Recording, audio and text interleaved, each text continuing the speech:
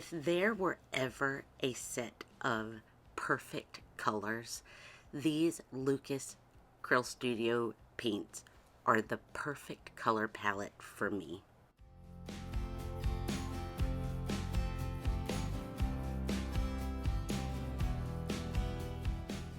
Hey friends, and welcome to In the Studio. I am Ophelia, and thank you so much for joining me today. I thought this video would be a great way to introduce something else that's going on, where I am prepping some canvas to get ready for a lot of paintings, and it dawned on me that every single time I paint, I use this very same palette of colors. These Lukas acrylic paints literally are my go-to palette that will honestly make every painting just come out in my head perfect. It's very, very comfortable for me, where I don't have to think about anything, and just using these colors just makes everything so simple in my studio. Of course, I'm messy in my studio, which is why I love having these wipes, but this palette of colors is absolutely perfect, yet they are too comfortable. And what I've learned is that I want to break out of this for a bit and maybe change things up. So eventually we will get to the change. However, for today, I'm using my trusty acrylic colors, this same color palette. I am painting on a 4x4 edge canvas using my usual tools here. I've got the micro brushes. I've got my regular Polar Flow 700B series brushes. I will make absolutely sure to link everything that I'm using down in the description box below. But if we're being honest, there is nothing out of the usual here that I am doing and or using to create this painting. This palette of colors will basically paint itself, and I've got the very same materials: the Jerry's Jumbo Jet Black pencil, the regular graphite pencil, the same size brushes. Everything is pretty much the same whenever I am using this palette of colors, and I find that I rely on that being very comfortable almost to a fault. And you know, it's one thing to have your trusty materials because it is comfortable, but I feel as though it's time for me to just break out a little and try something else, even if it's just for a short term. Maybe I will come back to my comfortable set of paints and comfortable tools, but for now I just want to change things up a bit. So you'll see me painting this painting exactly the way I would, using the same colors, using the same materials. But now let's introduce the Charvin acrylics, and this is the landscape set. I saw this and I decided to give it a try in hopes of breaking out of my usual selection of colors. These sets are specially curated, and I am absolutely certain that you could paint beautiful paintings with this set of colors right out of the box. However, I don't think I'm professional enough, so I, of course, ended up having to add some things and such. But for now, I am just taking my painter's color diary. I am recording the names because I just want to swatch out the colors and see what they're going to look like out of the tube and onto the paper, which for me just resembles the edge canvas that I have. I'm using my seam swatching brushes, and these are 1/4 inch Polar Flow or Creative Mark, and I'm just gonna lay out the colors exactly as they come, swatch them to just kind of get an idea of what they will look like so that I can start figuring out exactly what I'm going to do. I will go ahead and let you guys know up front. Immediately, I was afraid. I just knew like I was going to have to think through the process because these colors were so unfamiliar. They're gorgeous and they're beautiful, but to me, they were very unfamiliar. And this being afraid of it, I think that was actually what I needed in my creative process, just to kind of get my brain in my studio off of autopilot, where I do want to think through some things. So I'm just seeing what the colors are, and trying to figure out if this whole let's shake things up was a good idea, or if I need to fall back to my usual color palette.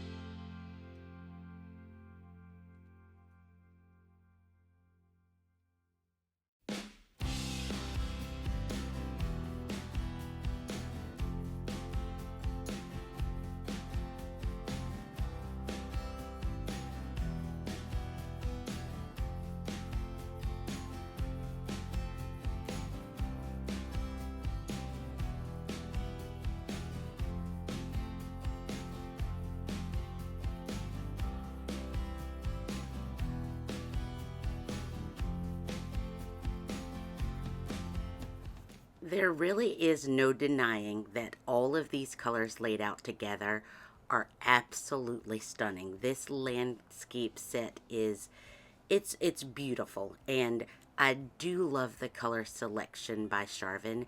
As I said earlier, this set of paints is specially curated for Jerry's Artorama, and I'll make sure to link it down below. Immediately after swatching the colors, of course, my head got in the way, and I thought, you know what? Let me see what I can get by mixing some of the colors up in this set. I ended up not liking the mixes. I do think one of the things for me that stands out with Charvin acrylic paints is because of the array of colors, they take the color mixing out so that I don't have to. And out of the tube onto my palette, onto my canvas, that's how these colors have always worked for me. And I think in my head, I was just kind of stalling to play some with mixing them, but then realizing that that's the beauty of these Charvin acrylics for me, is that they don't have to be mixed. And so I spend some more time with the color diary, mixing and swatching, because if we're being honest, that's exactly what I love to do. However, eventually, I've got to get to work with this new color palette, or decide that it's just not going to be for me.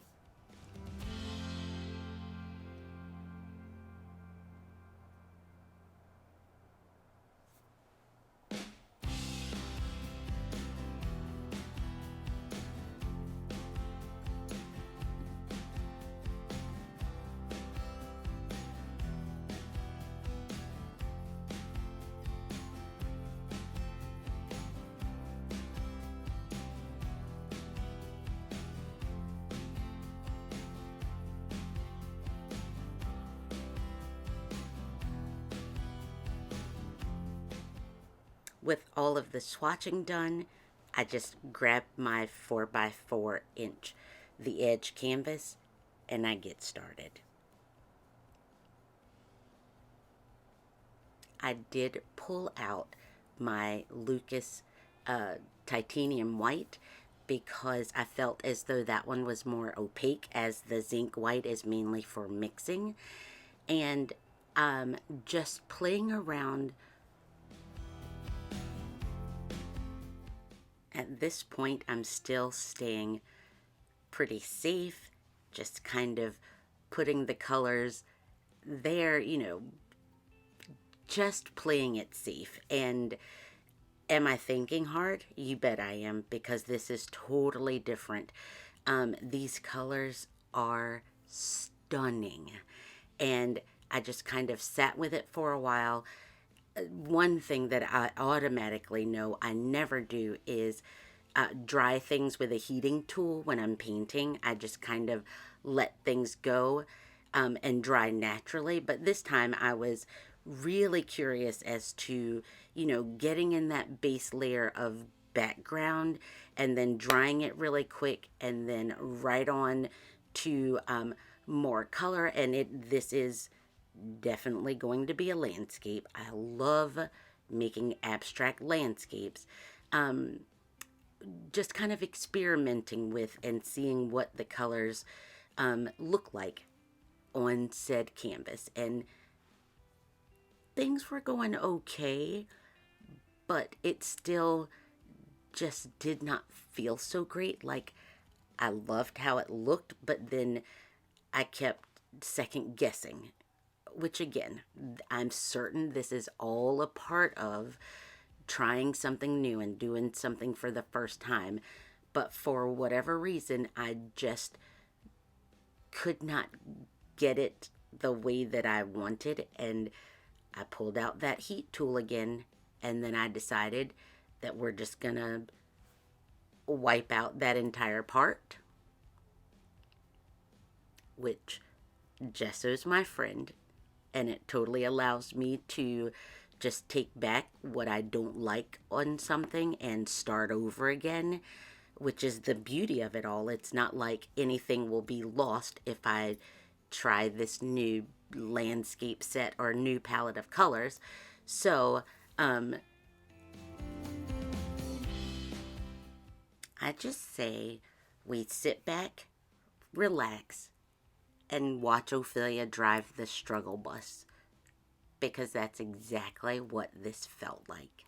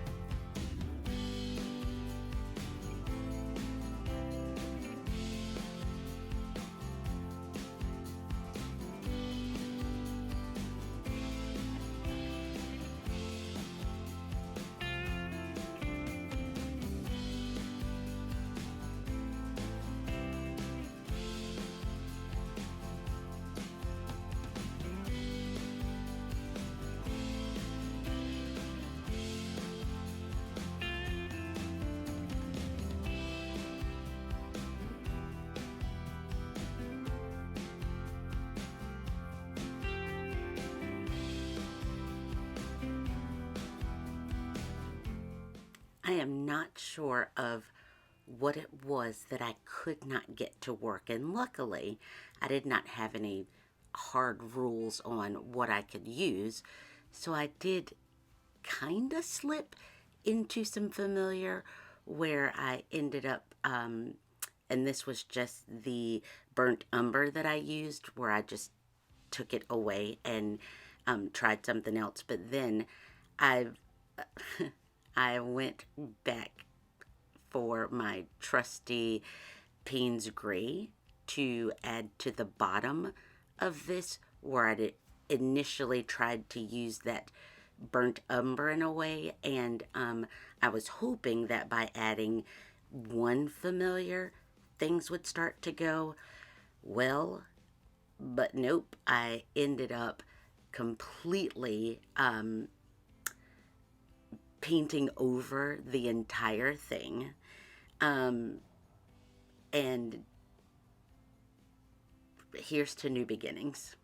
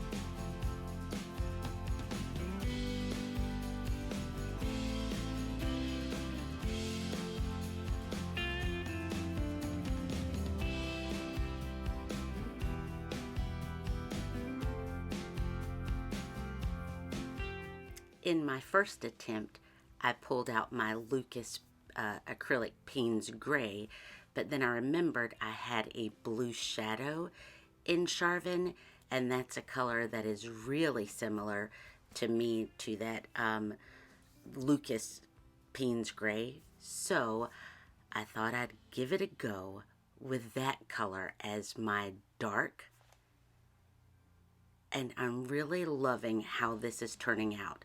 Of course, this is the beginning stages where I just kind of paint in the background, let everything dry, and then kind of go in and firm things up, or make it a little more, I don't even know the words, where when I first put down a layer in my paintings, I just kind of put the color on and decide if I like the direction that the painting is going.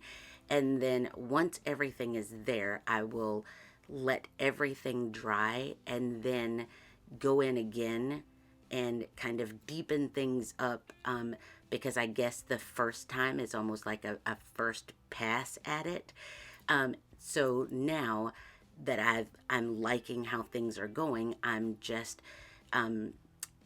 for lack of a better word, I'm deepening things up and adding more of that onto the second layer and just putting more on.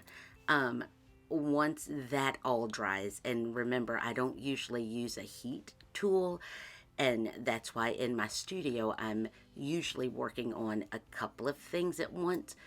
Unfortunately, this time I've completely walked away. Came back once it was all dry, decided that I wanted to find a color that would pop on this background as kind of like my spice color, and I say spice in quotation marks. So I am just putting out all the colors again, and of course, you know, I got it where I like it, and that's where my fear steps in as to whether I should keep going. And so I'm just adding a few more things to the background. Notice I've got that new color on my palette ready to go to step in as a spice color, but then it flops. And I'll explain. I took the color and I mixed it with Titanium White by Lukas because I wanted it to be like a really bright bang kind of color, and it just kind of meshed too much into the background.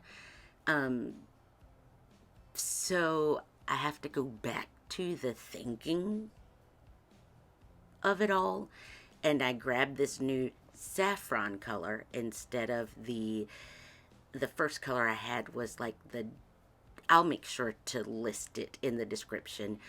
So I pull out my painter's color diary again, put down that blue, because of course that's where that spice color is going to make it start. What I'm trying to do is just find a rich orange, like pow kind of color. And again, there's my trusty. So I grabbed my Lukas Cryl, and this one is the cadmium orange. Again, luckily there were no hard fast rules, and so this color is, it's gonna work, and it's gonna be the pop of color that I need. And so I just felt as though that orange was brighter on its own and just kind of set things off the way that I wanted it to. And so I ended up going with that one as the spice color. And I'm just grabbing my Jerry's Jumbo Jet black pencil, but I needed to sharpen it to get the dark marks that I'm after. And so that's what I pulled out of the drawer, was a pencil sharpener. And with this going as it is, I do feel as though I've settled in to this color palette, because just adding that cad orange made it a bit familiar, maybe. I don't know, but I feel as though now I'm kind of in my groove with this set. And here's where I'm finally kind of trusting myself to bring out my old trusty familiar tools that get me in my painting groove. So I ended up using a 1/4 inch Creative Inspirations brush, as well as the it's the colored shaper, because I like the different marks that it makes when I'm placing paint down, where I don't want all the paint strokes to look exactly the same. So I've got that micro mini brush, the color shaper, and the 1/4 inch Creative Inspirations brush, just to add some variety to the brush strokes that I make. And once I kind of got everything figured out, maybe just by adding that cad orange, or by just seeing that these colors were not so scary. I think in my first attempt I was trying to use too much of that khaki. It is beautiful, but I could not get it to work so well for me. And the ash blue just made it all work far better with a tiny bit of that khaki green. And this kind of set me in motion to being more familiar with it. And so I hope that you guys enjoyed watching this struggle and then having it all come together. I still do love my trusty Lukas Cryl Studio paints, but now I have something new to add to my studio painting arsenal. And I do hope you all enjoyed watching the process. See you next time. Bye.